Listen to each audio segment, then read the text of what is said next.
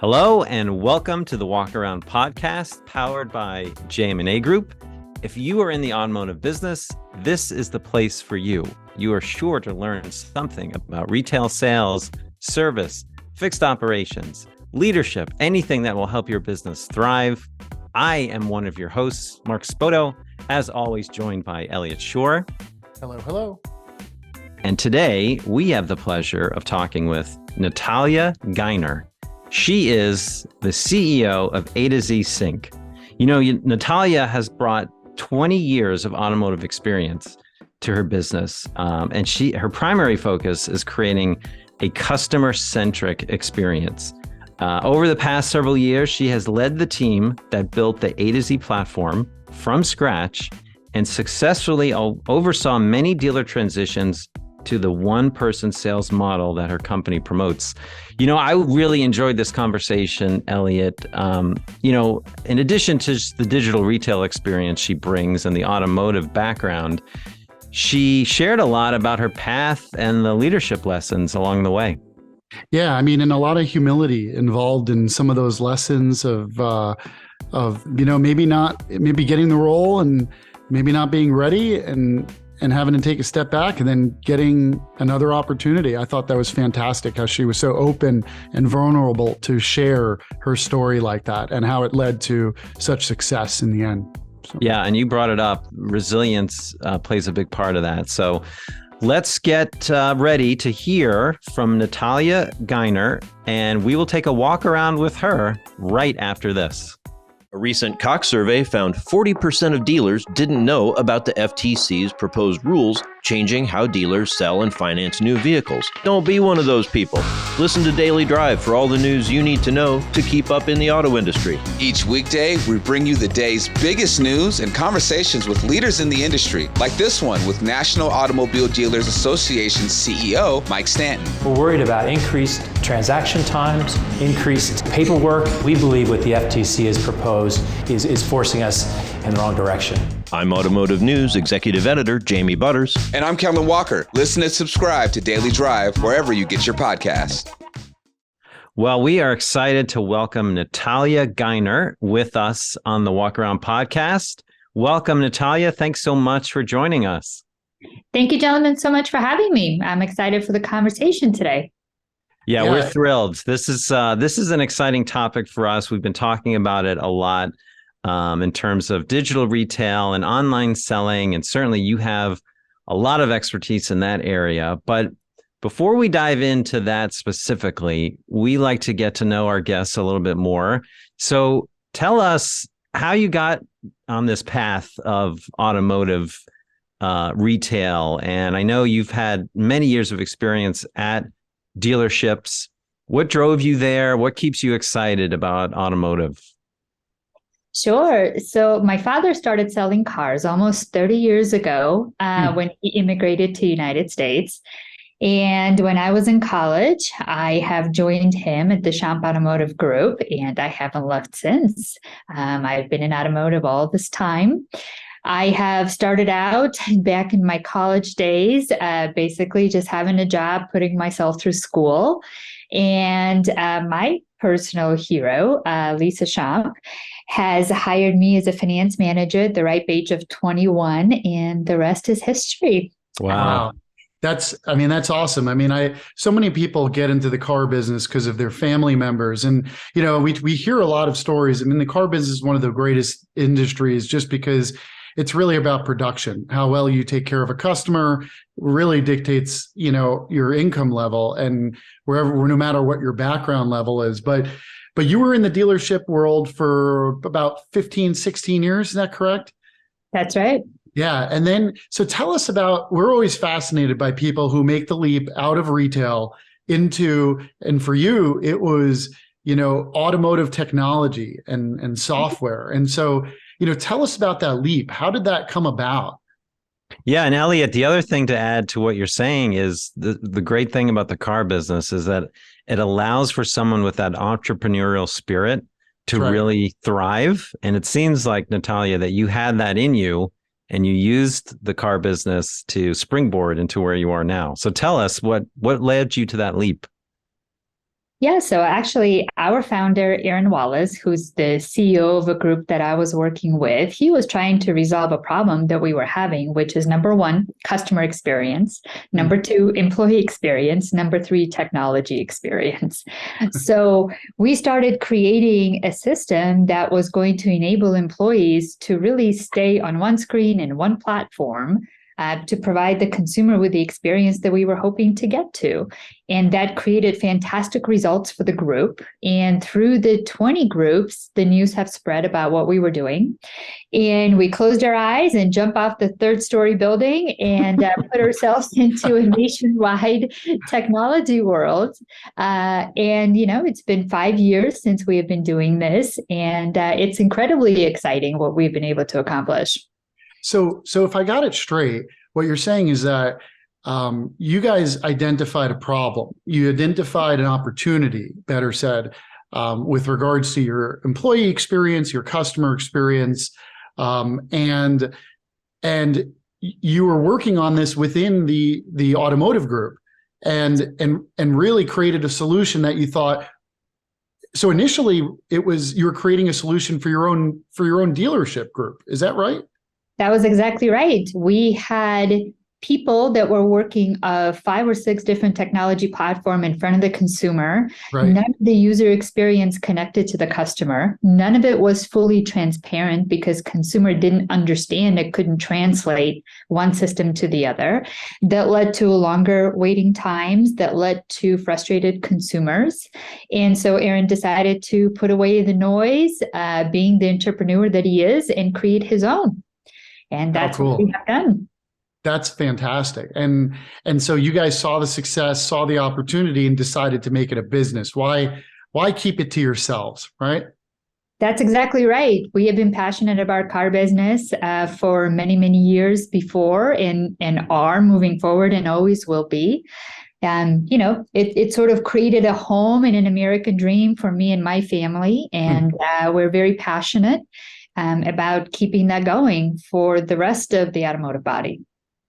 How cool. And so that's just amazing. And so the transition that you made from being a finance manager to, CEO of a tech, essentially a startup, right? Maybe a little bit more mature than a startup, but a tech startup. What have been some of the leadership challenges you've had to face? How much time do we have on this podcast? Natalia, did you sell retail or did you start immediately in finance and you stayed there? No, I sold retail and I was on the floor and I was the desk manager and I was also in finance. I was in compliance. And so many times in creating this technology platform, I have to put on my different hats, make sure that all of those are working within our platform to make sure that all of the stakeholders are covered. So that's definitely the case in what we do. Yeah.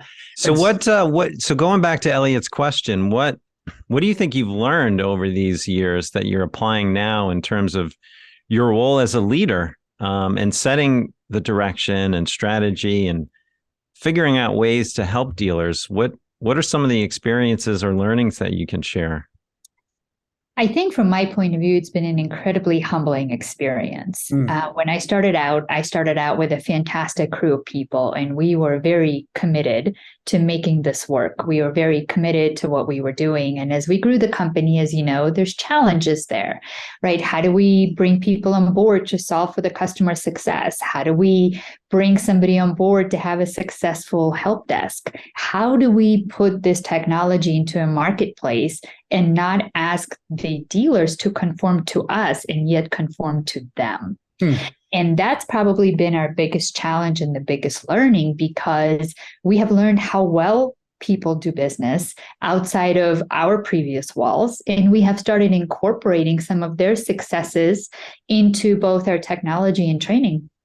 Yeah, truly agile approach, right, to your product delivery, which is absolutely. Yeah, and I think in our business, we've talked about that so many times here on the podcast that, cookie cutter approaches don't work in the car business. It's also one of the beautiful things about the car business is that there isn't one way to be successful. there's a lot of different ways to see success happen. But I got to go back to your team, and you talked about your team, and it's kind of funny. And for anyone out there that doesn't believe in the power of LinkedIn and social media, I would implore you to reconsider that, because I'll tell you, we met through LinkedIn.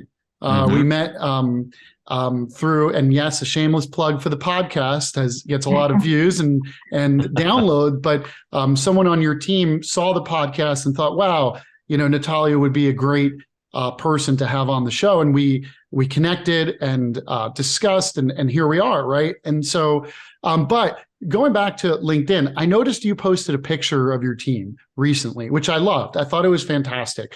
Calling out your team, thanking them ahead of the holidays for their great success and a great year. But I did happen to notice something about the team that I noticed it was all male, right? I happened to observe that, and this is probably part of the team, right?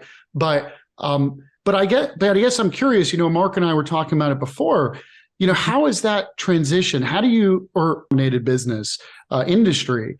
Has that presented unique challenges, or how do you go about your leadership style there? Every leadership role presents a challenge, and I have had an amazing person that kind of brought me up under her wing back in the shop days. I learned a lot what it was like to be tough, what it was like to be humble, what it was like to be thankful. And it doesn't really matter who the people we lead. We all lead them the same way, right? Whether they're male, whether they're female. We have a very large split, both in our engineering, product, and other teams that are very female-centric. But on the training side, absolutely. Coming out of a dealership, a lot of those roles are going to be male. I never really felt like I ran into the challenges of whether people tend to listen to me or not simply because I'm female. I think they follow leadership. I think they follow results. And I think they're passionate about the mission to which we serve, which is helping our clients be successful. So now that you've had some experience in leadership, and you said you learned a great deal from your mentor at Chomp Automotive, what would you say to someone who's starting, to a woman who's starting in her career in automotive? What would be some advice for them who are just starting out? Well, I would say that this is definitely not going to be the easiest business. And I would say every business is difficult to get into, right? It's retail and it is competitive. And I say be true to yourself. Find somebody that could take you under your wing and let you sort of make some mistakes and help you through them, because making mistakes is the best way you learn. And furthermore, I think this business can really encapsulate many different personalities. It can help many people grow, and you can earn a wonderful paycheck to support your family, your children, and whomever it is that you're responsible for. And this business is a lot bigger than I think people think it is. And it provides a lot more opportunities further up to grow your career. Yeah, I love what you said about learning from mistakes, because, we kind of rarely hear that that's an opportunity to improve rather than to look negatively upon yourself or, what you did wrong. Well, I will say when we first started out the business, I didn't know anything about technology or being a CEO, right? And a year and a half after bringing this product to market, we were able to capture a different CEO, to which I moved aside, and I let him, Chip Perry. I'm sure most of you know him. He's a former founder of AutoTrader, and he's led car for many years. And there is a lot that I have learned from that experience, is how to manage different parts of the operation, how to be successful in different areas of development, and ask when I don't know. Don't assume that you know, because you don't. And, stepping back into this role after he has made his move back onto the board and handed over the baton back to me, I'm definitely not the same person I was a couple of years ago. But he has let me make a lot of mistakes. Aaron has let me make a lot of mistakes, and he never faulted me for it. He supported me and held my hand.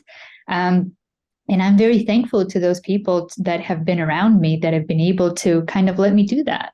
Yeah, That is a great leadership lesson. it really is, Mark. Thinking about what you just said, Natalia, I love the notion of, first of all, I love the notion of resilience. And you didn't explicitly mention it, but I hear the resilience. I think a lot of people that we talk to think careers are going to go in a linear path, that, your career just goes one way up. And the reality is of pretty much all the successful people we've talked to is that there's a moment of resilience in there, or several moments of resilience, whether it be mistakes or whether it be a step back, right, to learn until the time's right. I mean, you must have been absolutely thrilled to get that second opportunity from everything you've learned, I was truly honored. I think that my team and the leadership team that we have in this company is very resilient. I think that they have been through many different challenges, and they have always rose to the top, and they've always been a team, and they've been able to share their successes and cry about their failures together. Right. Went out to a Christmas dinner recently, and that's a shoulder you cry on. That's the shoulder that supports you. And that's incredibly important. And like nothing else in your leadership career, I think, like what you said, you have to step aside. In every startup, you're likely to hire your boss again and again and over and over. And I think it's a very humbling, but a great learning experience.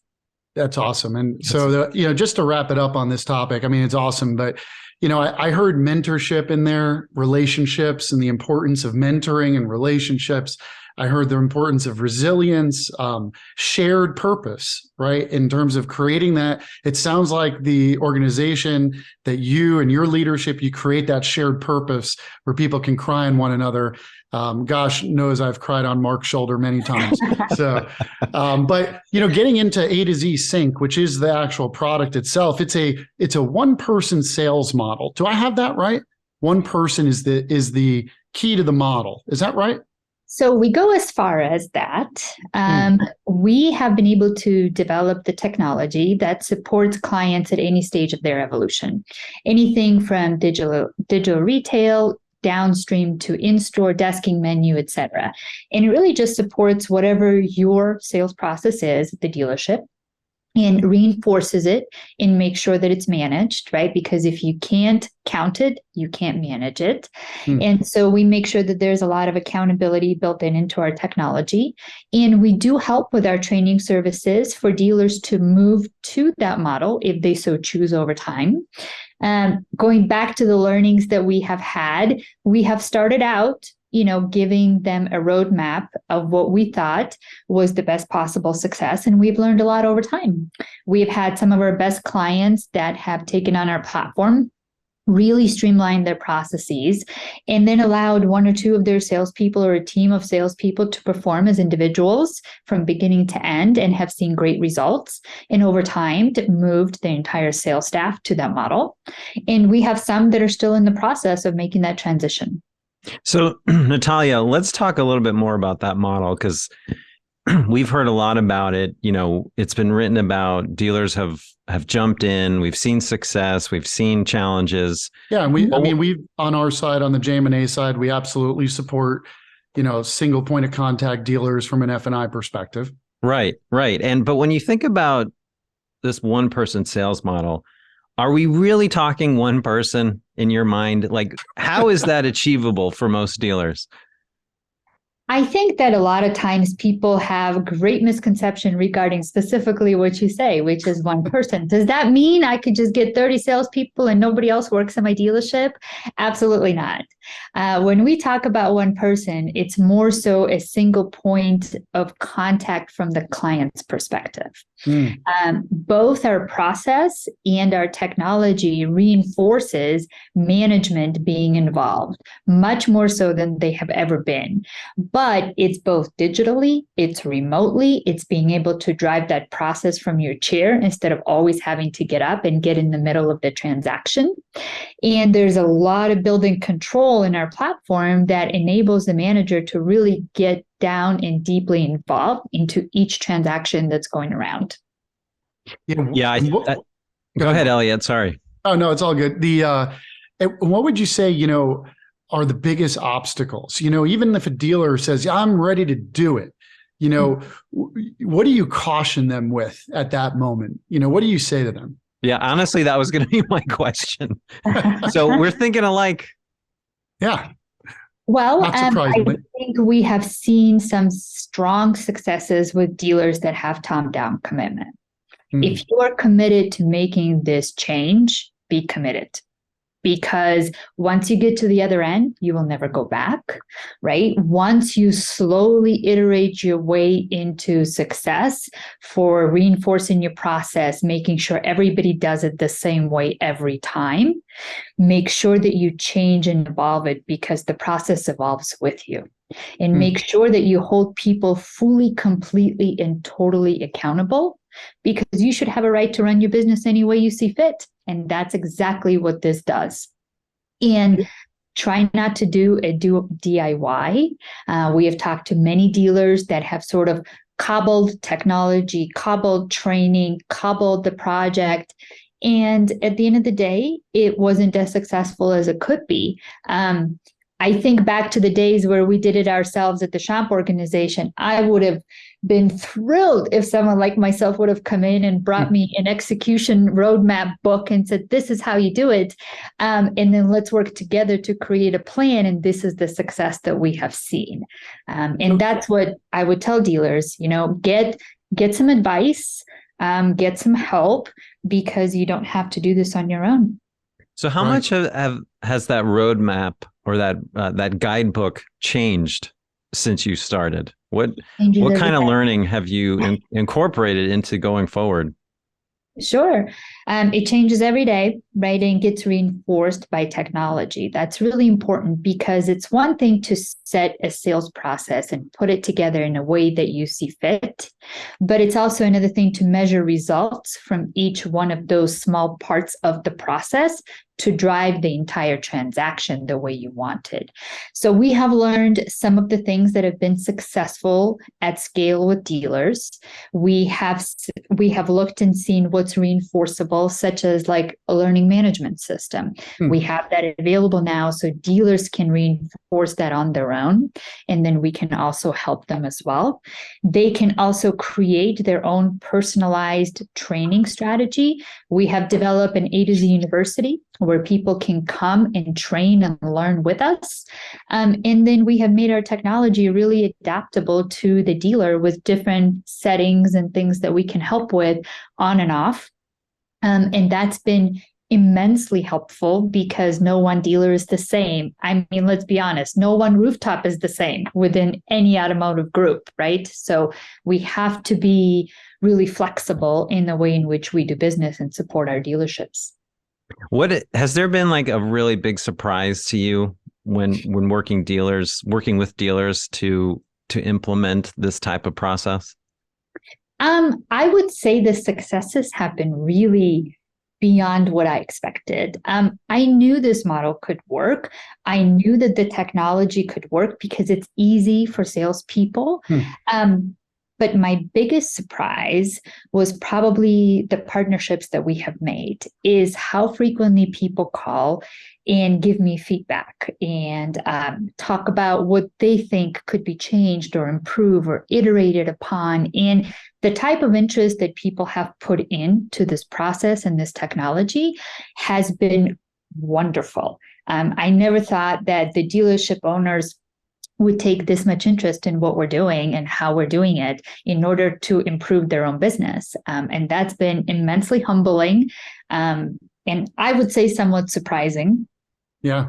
Have you seen, as we think about 2023, right? And the last couple of years of, COVID and these record profits for dealers and, have you seen attitudes change towards a technology like this? Or have you seen it, what are you seeing out there in terms of how dealers are moving forward post-COVID? In an era when people are coming back to the showrooms, do we see a regression here or is it quite the opposite? Well, I think from what we have seen from just talking to dealers that are not necessarily our current partners today, but we have seen a lot of questions about, I have a process, but I have a 30 car a month process and a 5 car a month process and a 10 car a month process, right? And we need to leave the 30 car people process alone and level up the ones from 5 to 10 to 15, right? So that we can sort of unify that. But I think what we have been learning a lot from dealers is that even though there's a technical process, people don't always necessarily follow or that we enforce it. And a lot of people during COVID that have been hired haven't been really sales trained. So they go off the reservation a lot more than I think we were paying attention during COVID. Right. So what I'm hearing you say, and this is a theme also we've heard, is part of this process involves an investment in your people. Absolutely. Because think about it this way, and I always say this, if you're not who you want to be on the inside, which is your employees, how are you going to put that on the outside in order to serve your customer? Right. Love that. Employees serve your client. And if they're not happy, they're not well trained, they don't know what to do next, how is the customer going to feel? Yeah. Such a great point. Yeah. And let's get real for a second. I mean, the last couple of years, I mean, you think about some of the stats, right? Average turnover at a dealership's about 70%, which means that if you came into the dealership in the middle of 2020, during the middle of COVID, right, you've probably turned over your staff 1.5 times since then, which means a lot of your associates haven't really seen what it's like to work with inventory, to work with buyers who are going to negotiate, to work in an environment that really is a little more challenging from a sales perspective. And so now we're going to see what really separate I think what you're talking about is some bad habits creep in when times are really good, like they have been.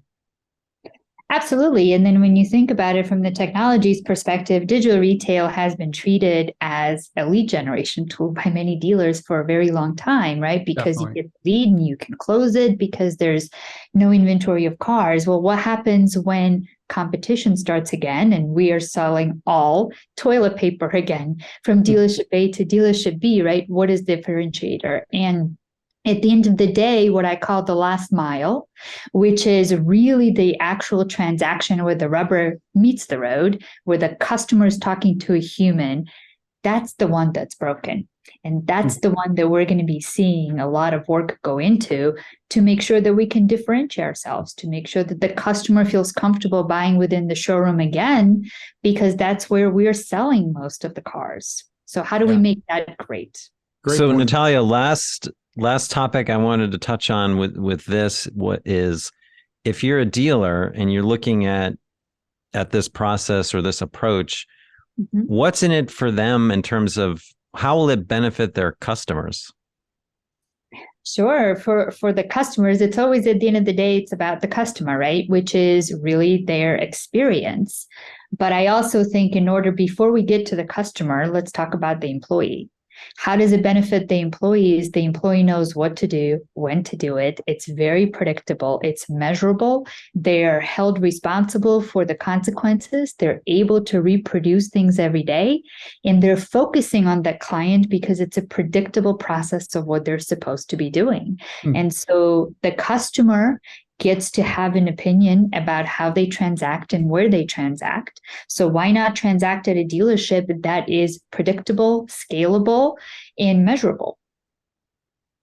Sounds great. I mean, it sounds like a home run for the dealer. You help your customer, you help your associates or your employees, and at the same time, potentially an opportunity to reduce that monstrous technology stack that you've bolted on like Mr. Potato Head over the last few years as really certain people have come into the market and really done a good sales job as to what you need, but really now it's time to relook at that.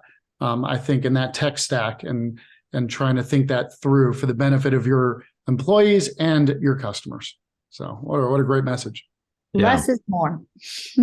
So Natalia, I think it might be time to transition to one of our favorite segments. Special edition. A special edition. That's right, Elliot. I was going to tell our listeners that we have NADA approaching in Dallas. We're all very excited. Make sure to check out the A2Z Sync booth.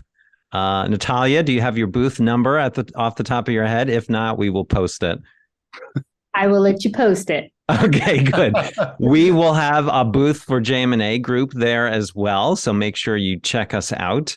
But in honor of NADA approaching, we wanted to do a special edition of A Sure Thing. Now, this is when we put Elliot to the test here, and he shares some of his opinions, his hot takes, and then you, Natalia, as our guest, can tell him a sure thing or no, I'm sorry, not a sure thing.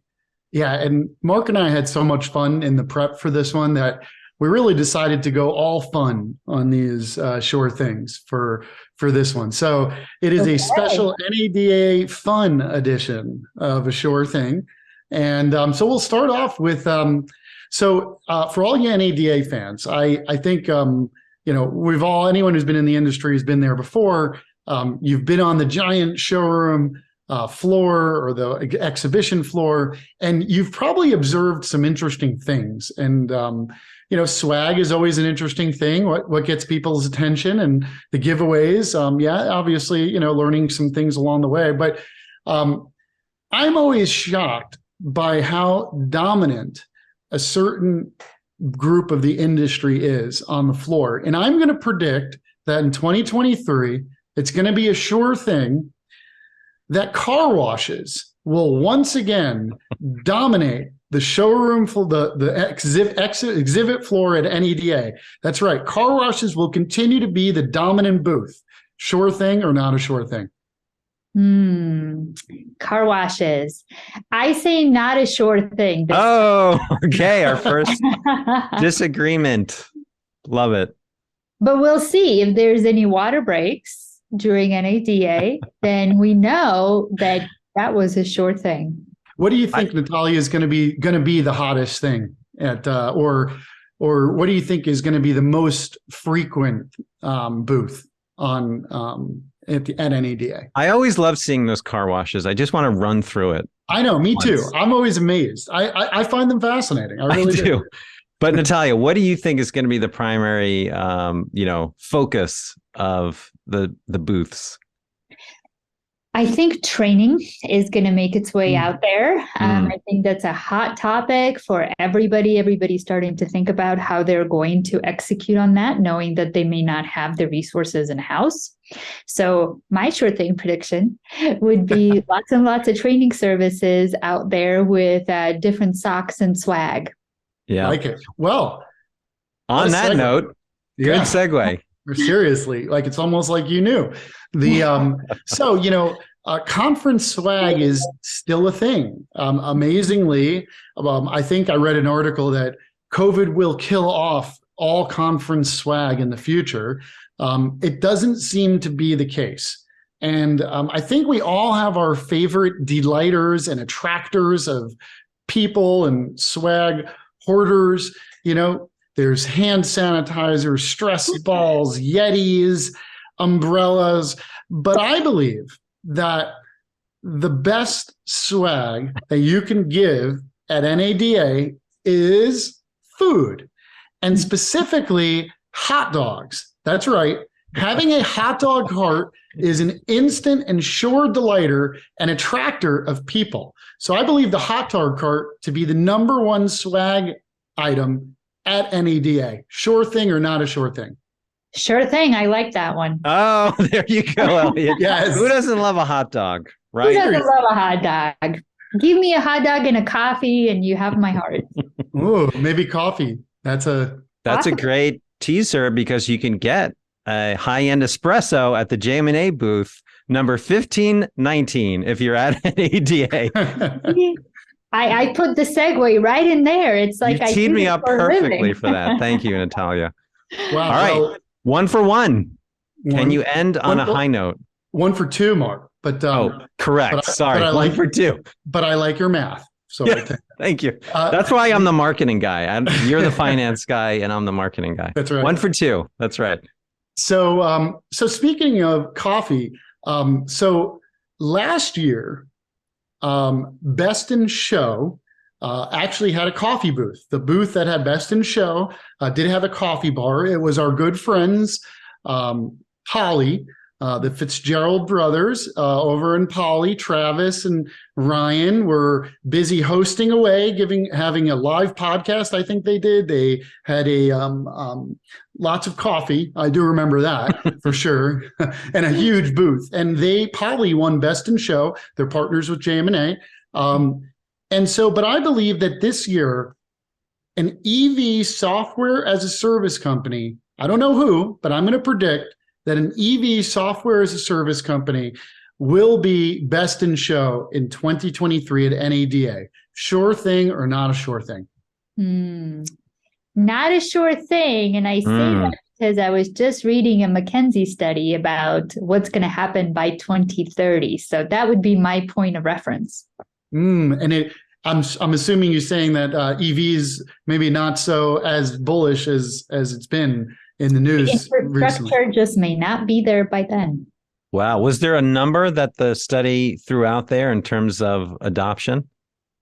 Yeah, so by 2030, I'll actually send that to you. I have it on my phone still. I was reading it, but it's really interesting because it does talk about the fact that by 2030, there's going to be a lot more EVs, but maybe not in the same mass that we have predicted. The infrastructure isn't quite there to support it yet. So short of us being able to plug it into our phone and support it that way, we may be a little bit of ways out. But that's the reason that I say that. Yeah, interesting. We have debated that quite often over the last several episodes of this season. So interesting to see that perspective from McKinsey. Yeah, so we'll be sure to get that article and post it as well. Yeah, when we post this. Natalia, what can people expect from the A2Z Sync booth at NADA? What can they look forward to interacting with you and the team?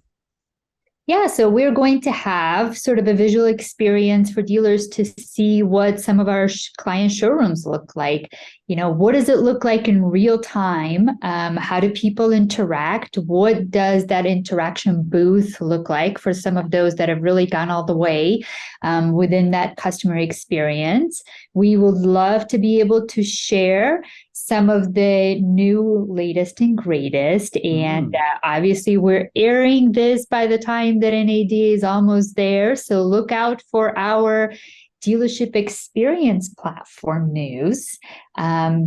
At NADA, we have a lot of very interesting things to share, and both from the technologies perspective as to what's new and great and out there coming to a store near you.